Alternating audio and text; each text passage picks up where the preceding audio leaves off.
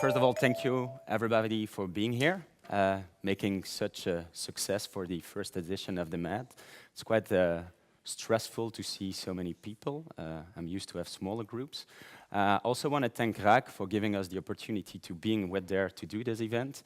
And two people that I want to do a shout out is Julie from RAC on the marketing and Veronique that make this stuff happen. I think it's quite important to know there are a lot of people behind the scene. So that was it. Now I will jump to my presentation. So like Lynn said, I'm really in the personalization. It's something we're really talking a lot at ACTITO. And maybe quickly about myself. So I really try to help marketeers by leveraging of using the technology they have so that they can provide those real customer experiences. It's really important for me because I am a consumer probably of a lot of your products, and I love those great experiences. It's really key that marketers focus on that today, and to be able to do that, it's probably the personalization which is the most important. When you prepare something like this today, you do a lot of research, you talk with your colleagues, with your customer, you have a look at what you're doing with your prospects, you start reading a lot, and in the morning I wake up and I open my lovely Gmail, and I go directly to the promotion tab. A lot of you knows that our emails are promotion and marketing, so that's where they land, most of them.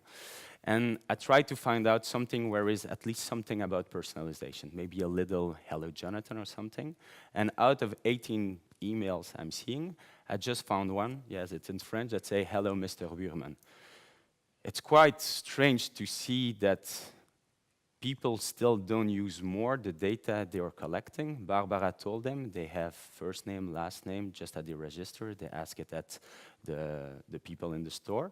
And one of the resources we're seeing over there from Kissmetrics says that 94% of the marketeers say that personalization is the most important for them, and that is something I'm hearing probably for 5 years now. And if you go a bit deeper in the Kissmetrics report they're doing, and Kissmetrics is an American company based on analytics, they say that 5% of the marketeers are able to do today to offer hyper-personalization. So if I get 1 out of 18, I'm part of the hyper-personalization with the hello, Mr. Wuurman. This is so sad when you know all the data that you have today and you have plenty data. That is the best example I have when I go to a prospect, is showing 2 ways of acting with a prospect or with a customer. And it's really a fake example, but mega brands, which is the sender, the brand communicating with you, and they say, hello stranger, I don't know you, you don't know me, and that is probably where your subject will stop, and then you get this lovely pre-header, which is your second chance to get an extra click and an extra opening. And they say, I got plenty stuff I want you to buy from us. I don't care if you need them, but just buy them. That is probably the 17 other messages I saw in my mailbox, and that is what I call spam today. It would be so damn easy to just use a person. You could say Barbara from Tors, for example. Here in this case, I say Dennis from Megabrand. They will just simply use my first name, which you probably provide in every form you're filling in on a website. And they just make it a bit more personal by saying they make a handpicked selection for me and that they would be happy to share with me and to interact. That is basic email marketing that everybody is able to provide today. The technology is cheap, it's affordable. You can even do that with your Gmail and a spreadsheet. That's basically the reality I'm part of. I hope that everybody saw the same kind of things. Now, of course, I was just showing a bit what I see as a consumer, and then I'm not talking as a marketer, and I tried to understand the why. At ACTITO, we are an agile marketing automation platform. We have a lot of engineers, about 50 guys, you know, all those techies, sorry for those, and they love equations. I hate them. I was not good at maths at school, but I love to cook, and that's why I love formulas. And most of marketers love formulas, because when you apply them well, you will see results, result in ROI and experience. So when you try to split customer experience by telling it's about personalization, and I want to go further than the hello, Mr. Jonathan, you will need data, you will need content and automation. I can re-break that down, and the little last line with the moment, the segment, and the perso come from my boss, Eric. And the moments is something that Google is really evangelizing since 3 years, and they call it the zero moment of truth. This is a data point that you have today. You know when somebody get in a store. So take a simple example. We're working for Renmans, and Renmans is a famous butcher. And the zero moment of truth is that you need to take a ticket and go nicely in the queue and waiting for ordering your chicken or whatever. They have from those lovely screens like here, and they will just use this moment to say, hey, send your email to 8383 and becoming part of our fidelity program that is using a data point to engage on the right moment. The segment, like Barbara told us, you saw the nice email, it's about the personas, the group of people you're trying to interact with. So you will basically try to identify clusters, groups of users, and then MBS is going to talk about that as well. And then you get the perso, and the perso is more where we love to work with Lean in the past. She can fit those content for those segments based on their moments. Now, let's be honest, it's quite easy when you do it for 2 or 3 kinds of segments. When you will try to build it on a larger scale, like Lynn did for ABB, for example, in the past, then you need technology. And that is where technology, and when we're talking about marketing automation, it's always very funny to ask the young students when they are applying at our company, what is marketing automation? And for them, it's just about automating processes, and that's it. For me, it's much more a lean approach that says test, learn, and iterate to provide those great customer experiences. At the end, I could have put one extra sentence behind it, at the bottom, sorry, that Lester Wuurman always said, send the right message to the right person at the right time, and we could add today the right channel. That would be my formula, how I try to leverage really the data, the technology, and the insights that marketers have about their customer to provide those awesome customer experience. If you compare that to the real Wikipedia definition, customer experience, the product of an interaction between an organization, a customer over duration of their relationship. I don't know, but for me that is quite fluffy, and I don't know on what to act versus the other one, which is a formula with the ingredients that you will need. I also love the right rights. 1 year ago, I was invited to do a presentation about real time and right time. And those are real examples that we have in our company about Lunch Garden. And Lunch Garden is very smart. They really use a lot of the data they are collecting. And for example, they know that I'm working in Louvain-la-Neuve from Monday to Friday, like most of us, I hope. And so I'm lunching. So they will communicate in the midday about the lunch they have. But they also know that I sometimes go to Kruinen because I'm living in Kortenberg. And they know they have a little boy. So they're sending me the Sunday morning a nice email that say, have a breakfast, and they also add an extra incentive by providing me the price for my son, so that I will go with my family. Just to give you an idea that right timing, and that is the weekend, which is most of the time underused by marketeers, and I remember that with Carrefour as well. It's a sweet spot. We all have our mobiles, and it's probably the first thing we're doing in the 31st minute of a day is checking our mobile. So using the right time to send the right content will increase. What would be wrong is me receiving a promotion for Braf and Chantal, which is also a customer of me, except if they do that for my birthday and I can send it to my wife. Then it could be probably right time, right content as well. If you combine those elements from the formula I was showing you, what was important for me is to see where you can work. And my bosses, because I'm also doing a part sales in the company, are always talking about those cute KPIs. And I try to find out which are the KPIs we really can work on if we provide awesome customer experience, relevant experience for consumers. And the first one, which is one of the most important for me, is customer satisfaction. And Barbara, again, told a lot about e-commerce, and the little stars, is probably something very important in e-commerce. So the customer satisfaction, a happy customer brings other happy customers. Then you need to jump a bit further, and then you will have a look at your web matrix, because today digital allows you to measure a lot, and so you will have a look at your page views, the time on site, the content they're reading. All those data is there to be used and will increase or provide you at least some insight to push your relevancy much higher.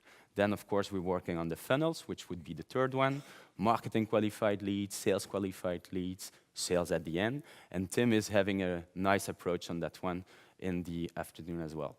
And then, of course, globally, all your metrics will go up, because if you tackle those together, it's everything pushing, and at the end, it's the brand which is winning. And I really believe that brand is the most important. We know with Apple, even if Apple doesn't provide awesome experience anymore, they have that brand that still attract and push people to go further and further with them. That's why you should do it. What will happen if you don't do it? And those are not my figures, they come from Gigia, and Gigia is a DMP. For those that don't know what it is, DMP is a data management platform. It's aggregating a lot of data, first party, second data, and we can have a lot of discussion about that. And if you don't provide those relevant experience to your customer, what will happen? The worst thing I know is unsubscribe from your list. I know that there are some agencies over here, lead generation, grabbing those email address, you're spending 5, 10, 20, 30 euros for it, and at the first message you shoot, they go out. You can imagine the cost of an unsubscribe. It's really, really bad. The good thing is they are subscribed and they didn't do the other one, which is click on spam, 1 out of 4. Just imagine, clicking on spam, it's bad for us as a technology company, because it hurts infrastructure, blah, blah, blah, that's techie shit. But it also hurt the fact that all your message will land in the spam, also for your gold customer, the one that are really waiting for this message, that is really relevant to them, it ends in the spam. I don't know for you, but if I have a look at my wife, which is the average consumer, I guess, she never go to a spam folder. That's something that we do to see what ends in it. A normal consumer doesn't do that. So it's a missed opportunity, and it will bubble and becoming worse and worse. And of course, a third one that I like, it's stop buying your products. 1 out of 10, just because you're not relevant, they will go somewhere else. And there is a lot of competition on all the kind of products we have.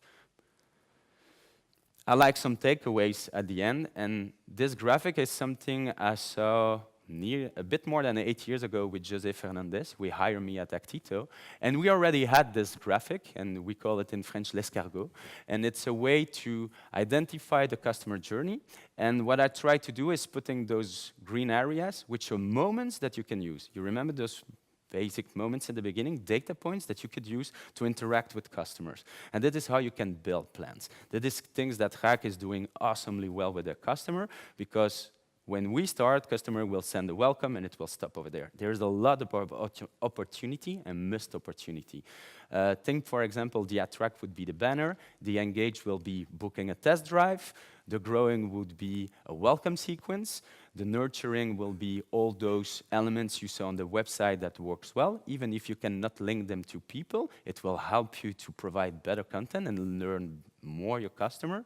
Again, with the case of TOS, we got the satisfaction survey, which can be useful as well to reintegrate in your flow. Then you start the cross-selling. E-commerce love that, and we will have some awesome cases with an MBS, how they will work on that. And of course, the retention, which is, in my eyes, one of the most complicated to tackle today due to the complexity, but retention will be key because that is where you will bring all this value on it. So I've been talking about what I noticed when I was preparing the talk. I'm giving you some idea of how you can tackle it through an equation or a formula, and on a journey with those moments. Now, of course, there is come always the how. And the how, that is the little king. And 8 years ago, Benoit, one of the founders, which is a lawyer, told me the power's in the data. I say, haha, that's funny because you're a lawyer and you can sue people and ask them a lot of money like you would have with GDPR, for example. That is really the case. And I say, that's fun, but for me as a marketer, I don't see really the point in it. And then he tried to push you further in your reflection, and then you think at Facebook, for example, which is totally free for everybody. You're paying it with your data. And once you're understanding that that is the new gold, then you say, okay, let's work around data. And I love the iterative way that Torf also used. Start small, collecting some basic data, and then interact with them. And if you need to work on data, you get those lovely Pareto rule that everybody knows, I think. And you should focus on those 20% of data that drives 80% of your revenue. I'm not just talking about the fact that Jonathan, which is a male living in 3070 Kortenberg, there is also those moment when I'm visiting a store, when I'm interacting with a web shop, when I'm interacting with a physical shop. Find those data that really will help you provide relevant experiences to your customer, increase the ROI you have around it, and really push hard on that part. The 80%, you will be able to tackle them because technology is coming, but really focus on those 20%. When we start with new customer, they're always talking about the fact that this is my contact fiche and I want to have about 160 data points in it. Then you're asking them what they want to do with it, they don't know. And if you ask them, do you remember when you collect those data? Or those data still up to date?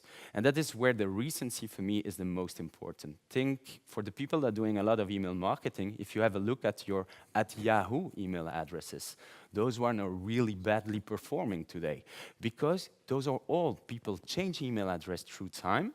I changed 3 times, but that's probably a bad example. But even my mom, which is 55, got 3 email addresses. Just to give you an idea about the recency is really crucial. Connecting yourself to the post, for example, knowing that Jonathan moved from 3070 to another zip code would be awesome data to collect.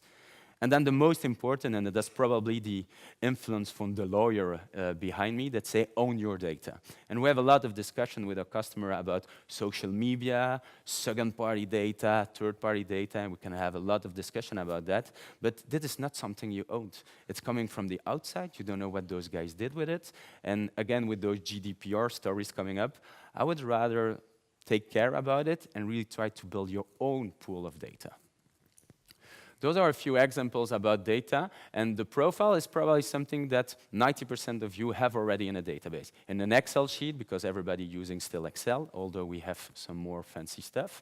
Gender, age, language, family composition, quite easy. Web behavior, even if you're not able to link Jonathan to a web journey, you can see how your analytics push some content up to front versus other content so that you can start iterating. And you remember the automation part where I was about the learning process. That is where you could test those web content with some purchases, with some consumers, sorry. And then the purchase, it's damn easy on e-commerce because I don't know any e-commerce where you cannot buy without an email address.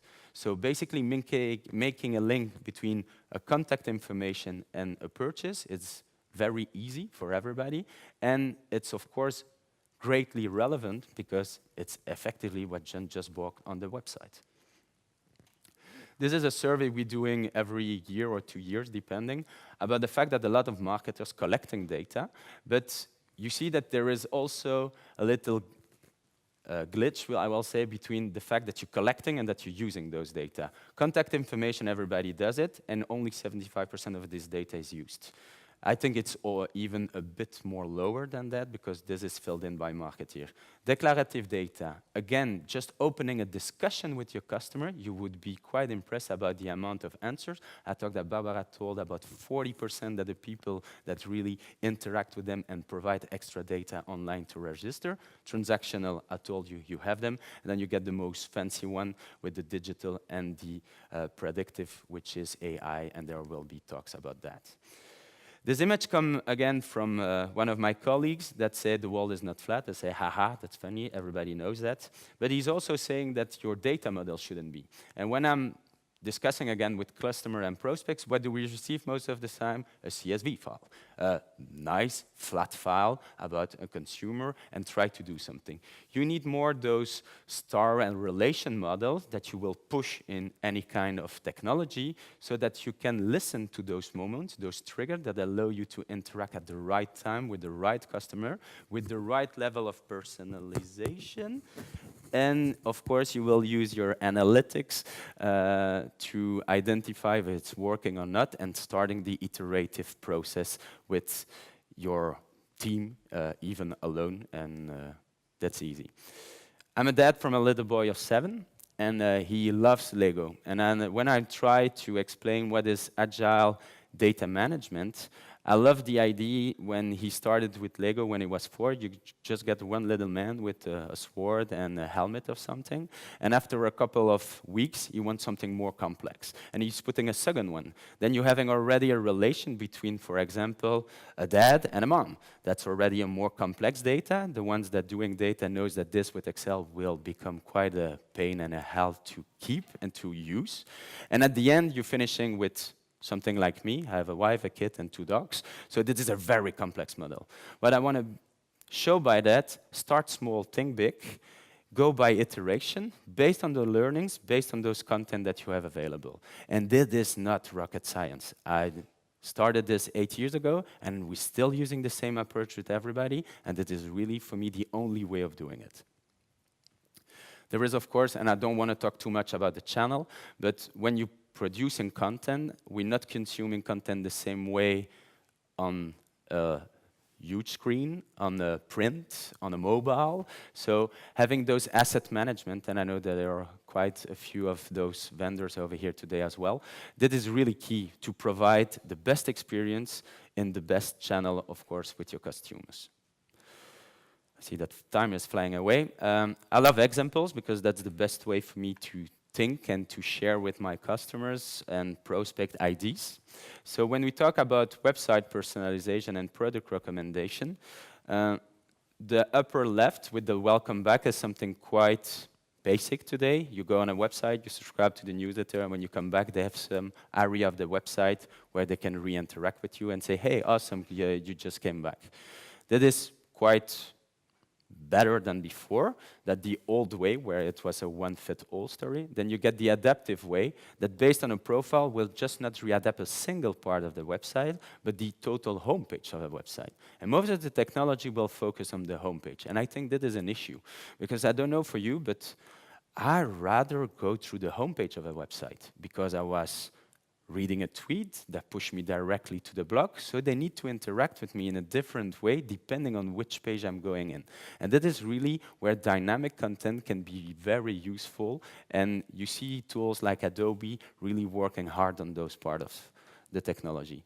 Product recommendation, just type it in Google. I think you have about 25 engines that can do it, going from the bestseller to you should consider, to Apple providing you, if you buy this, buy that, and they're doing cross and upselling. That is really basic story and everybody knows it, but start using it. I also love personalized search, and that was really a real test I was doing, Cache, which is a clothes shop online. I was just typing blue, and he's filtering all the clothes based on blue that they have. That is quite easy. When you go to Amazon, I'm connected to my account. He knows that I'm a guy. I type polo. I directly receive polo for men's. That is basic technology. Cost a penny today to do that, and it's such a great experience when you're doing it. Carrefour was also able, on Abandoned Basket, for example, to have a look at Jonathan surfing on the website just before Sinterklaas. And he saw that I was looking for toys for my son. I did an abandoned basket. They use my web behavior to re-interact and say, hey, John, don't forget your basket. And by the way, you would love those. Those were basically information I provided, data again. If you go to email personalization, this should be the minimum that every marketeer in the room must provide. Sender name, so LinkedIn marketing solution. You're already identifying that it's not a notification about somebody that went on your profile. It's really the marketing team talking to you. You will go for a sender from, okay, basic story, that is just for phishing. You will use a subject where you will use at least my name or maybe my title. Could be funny if they do that. I would love to see evangelist, your 50 euro credit would be fun. And then really work on those pre-header. Everybody knows that mobile is key today, and the pre-header is really the second chance that you don't have with basic web mails, not with email clients, sorry. And you really should focus on and then provide those experience by having the right content to them. Basically, there is a link also about how you could split this email to find out some nice tips and tricks about personalization. more extended, and that is where you need technology. That is something you won't be able to do with your Gmail. That is basically our friends from Lunch Garden, and you see that it's a template which is split, and it will use all the elements for my formula. Going from a personalized introduction, then we will have a look at our segments to provide the appropriated content that Lean could build for them, for example. Then we will have a loyalty status, because it's important when you have a fidelity program that you use it to interact continuously with your customer. And of course, some shop information based on a zip code and some promotion you want to test out. That is basic email marketing as of today. Based on real time, for example, opening my email in the morning will providing me shirts and telling me that I can call the support. If I'm opening it in the evening, they won't send me shirts anymore, but night clothes, and telling me I can interact by email with the support, for example. And you can find all kind of ways to do that. Technology is very easy to do this in part. Some of you probably received that one, SMS. It's a great opportunity to recollect and to reconsolidate data. Because when I will move from ACTITO, which I hope not too fast, I will keep my mobile number. And if I get a hard bounce on actito.com, they can send me an SMS and say, hey, John, it looks like you changed your email address. Can you provide me the right one? And I will recorrect my data. That was a bit more extended by sharing your ticket with somebody if you didn't show up today, which would be a pity, of course, and the ticket is just sent to somebody else. Client inspiration, because I got 2 minutes left, if I'm right. Welcome sequence. Really use those. Not just the, hey, great for subscribing to my newsletter. Start a drip campaign. That's what Cresus did to know which type of product they need to propose you. Sport watches, more fancy ones, gold, I don't know. Just build on those data that you need to collect to be relevant to your audience to bring those experience.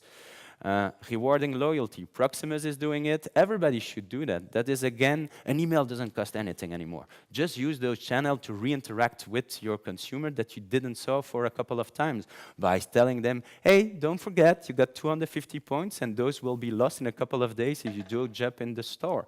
Omni-channel could be a good way of using those points as well.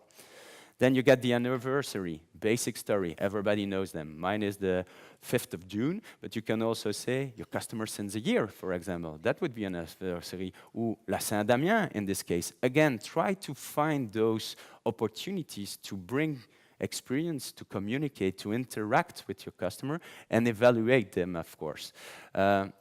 This one is probably one that we see the most in the e-commerce. The first sales is quite easy to reach. But the second one, that is where the real pain starts. Basic example could be 10% discount for your next purchase. And that is something NMBS is also talking about because we know that this is the issue for the e-commercer. Post-survey, the most important for me, and I'm really pushing all my clients to have NPS, Net Promoter Scores, a score from 1 to 10 just to evaluate. It can be the shop, can be the communication, can be a presentation, it can be whatever you want. So really, just some food for talks. Was the idea of my presentation. And that was it for today. Thanks a lot.